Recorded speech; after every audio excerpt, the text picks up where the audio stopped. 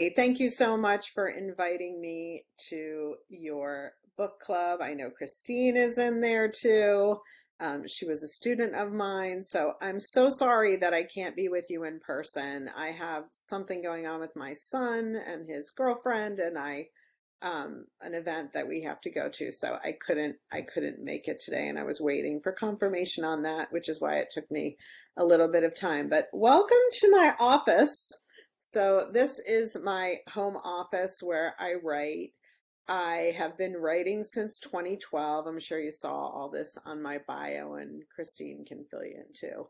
But I've been writing as a side career. It's actually my passion. My husband always calls it my passion project. And it really is a passion of mine. I originally, when I got my job at Stevenson as a full-time professor, I had to go back to school and I got an MFA in creative writing, which is a terminal degree. And I had had professional writing. I wanted the creative writing to like kind of merge together. And especially with like social media being what it is today, I'm really glad that I took some creative writing classes and the classes that I took at Towson in the professional writing program. But I had to publish a novel as the pinnacle of my MFA, and so I published a book called Beneath the Mimosa Tree, which is also set in Annapolis, much like the letters in the books. And that was like a he said, she said. It started out as a short story in Annapolis, set in Annapolis, and it ended up being a novel. And a lot of people, believe it or not, a lot of people still like that one best because it's this he said, she said, and it's about forgiveness and a mistake that's made, and 10 years later, can you forgive it? And I like to write about our area just because I think Maryland's beautiful and we live in a beautiful state. And you all are in Baltimore right now, but Baltimore is beautiful. I worked at Camden Yards for many years. My husband works there now, and we met working in baseball, which was the premise of a little bit of my second novel, Baseball Girl, which is loosely based on my life working in baseball. But I like to write about our area, and it's just fun for me. I get to go stroll the streets and I get to remember and, see things like when I wrote Letters in the Books. I went down to Annapolis many times, strolled the streets, figured out where, all of my characters were living and tried to picture it, visualize it in my head before I wrote the story. So let's talk about Letters in the Books. So the Letters in the Books was the I knew wanted to write something. Okay, let me start at the beginning. It's probably best this way. So I ended up going to Midnight Madness in Annapolis with my girlfriends. And when I was leaving the bar that night, it was cold. I could picture it wasn't snowing, but I could sort of picture snow flurries coming down. And I thought, I want to set a novel here in Annapolis that starts on the night of Midnight Madness, and I want it to end the following year. That was what I thought to myself. Well, okay. Well, what's the story? I had been watching a ton of Brene Brown videos.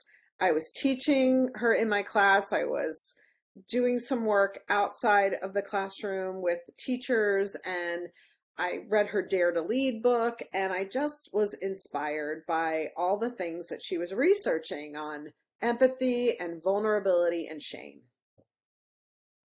And so I thought, okay, let's set this book in Annapolis. Let's have the main character own a bookstore, and let's see how she can affect the lives of people. So I wanted her to be an empath.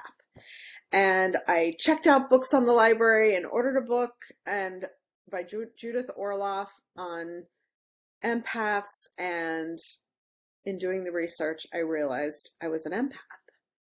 I have a lot of the empath things. And if you take the quiz in the beginning of Judith Orloff's book, you can take a quiz that designates if you're an empath and at what level you're an empath.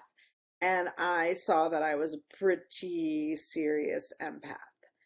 So I don't, I think people think like, oh, you're like you have a crystal ball and no, it's not like that. It's just you can sense when people are down in the dumps or when you talk to somebody. You ever talk to somebody and you kind of know like there's another story going on there, like there's something deeper that they're not telling you. Some of these things are empath things. Also, people, when you're an empath, people, you tend to collect people that like needy people that need you. And I was one of those people for many years. So like I thought, oh my gosh, okay, so let me make Meg, the main character, an empath. And that's where it all started. And then I realized I wanted the four characters not to know each other and then to get to know each other throughout the novel. And it just sort of happened that these pairings of I like to write about romance, although I don't consider myself a romance novelist. Romance novelists have like passion and sex. And in fact, I've gone to book clubs where people have asked me, how come there's no sex in your books? And I'm like, well, my mom reads it, so I don't really put it in there. So that's kind of how it all started. And I'm really happy with how this book turned out. I hope you are too. The questions for discussion are in the back of the book. So what I've done at other book clubs is I've just sort of marched through the questions and said, okay, number one, what do you think about this? The characters, as a writer, you become really attached to your characters and you spend a lot of time with them. This book was 2 years in the making, I think, from start to finish. It was 2 years, maybe a little over 2 years. And it was it was a ton of work. I went through this book many, many times, edited it many, many times, had my friend Jim, who I trust more than anyone. We read each other's work. He's a writer too. He and I switch manuscripts. It's also really great having a male perspective on a mostly female audience book, but he gives me such great feedback. And so, I mean, I really combed through this book and he made it flawless. I don't think there's any errors in there. If there is, let me know. But, you know, this book was top to bottom fun to write. It was like putting a puzzle together a little bit because of all the characters and their interwoven stories and how they all connect and then bringing them together, but not making it really cheesy. I watch a lot of Hallmark movies and I get, my nose out of joint at the really, really cheesy ones. And I try to make these a little bit more believable, like this could have actually happened. I know you may want to ask me about, like, what was the deal with the fire at the bookstore? Um, so the fire came to me as a way for, Meg's ex to be a bad guy and to do a bad thing. And I went to a book club recently where they asked me who actually burned it down. I said, her ex-boyfriend. They're like, really? He did? Yeah, he did. He did. He torched it because he's just rotten. And there are rotten people out there. So that was, I knew that I wanted like a little bit of a twist because we had to get back to, okay, she's done all of this for everyone else. She's written all these letters. She's reached out to people. She's been such a good doobie. And then something happens to her. Well, it's time for people to do something for her.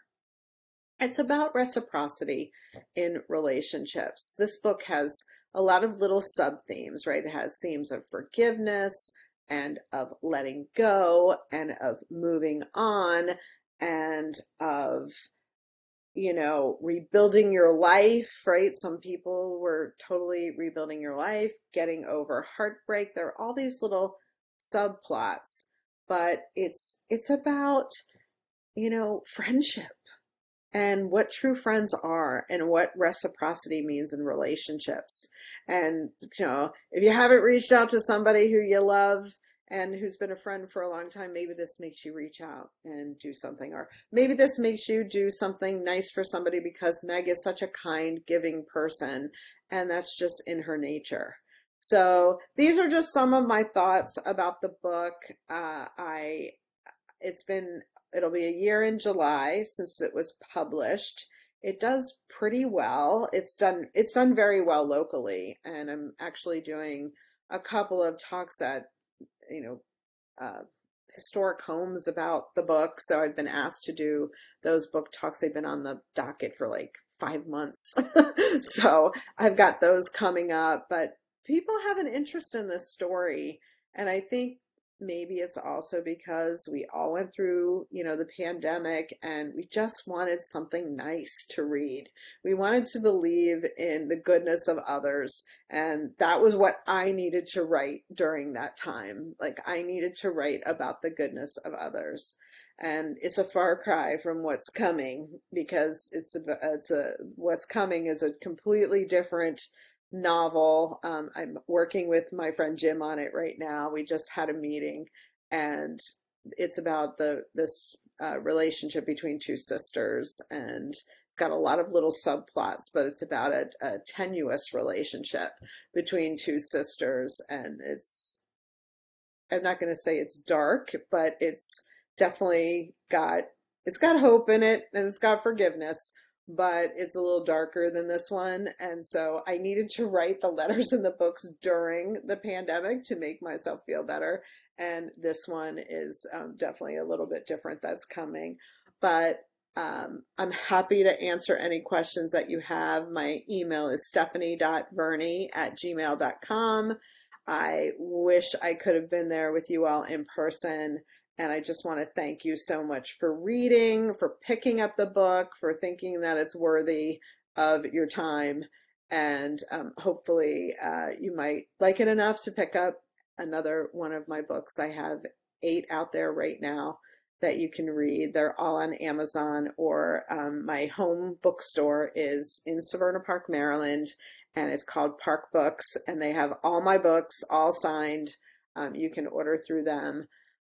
Or you can just go direct through me and my website, which is stephanieverney.com. I answer people all the time there. So if you need anything, let me know. Again, I wish I could have been with you in person. Thank you so much for reading, and I will look forward to meeting you someday in the future. Thank you all for having me, and hope this was helpful.